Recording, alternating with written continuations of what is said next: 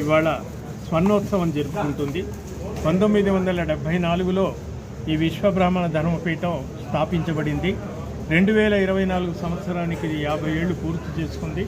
ప్రతి నెల విశ్వబ్రాహ్మణ ధర్మపీఠం 2వ శనివారం మాస సభలు జరిపి విశ్వబ్రాహ్మణుల్లో విశ్వకర్మలలో జాతిలో ఉన్నటువంటి ప్రజలందరినీ కూడా చైతన్యం చేయడానికి, ముఖ్యంగా ధర్మపీఠం ధర్మాచరణ, మన వైదిక సంప్రదాయం, మన ఆచార వ్యవహారాలు, పూర్వం మనం ఎలా ఉండేమో, ఇప్పుడు ఏ పరిస్థితిలో ఉన్నాం, వాటినంతా తెలియచెప్పడానికి విశ్వబ్రాహ్మణులు ఉన్నటువంటి మేధావులు, పండితులు, రచయితల యొక్క వాళ్ళ సాహిత్యాన్ని ఈ తరానికి అందజేసి వాళ్ళను స్ఫూర్తిని నింపడానికి ఈ ధర్మపీఠం పనిచేస్తుంది.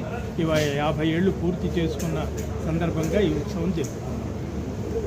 మరి ఈ ధర్మపీఠము విశ్వబ్రాహ్మణ ధర్మపీఠం అనేది 50 సంవత్సరాలు కంప్లీట్ అయిన స్వర్ణోత్సవం మరి బ్రహ్మాండంగా నిర్వర్తించారు.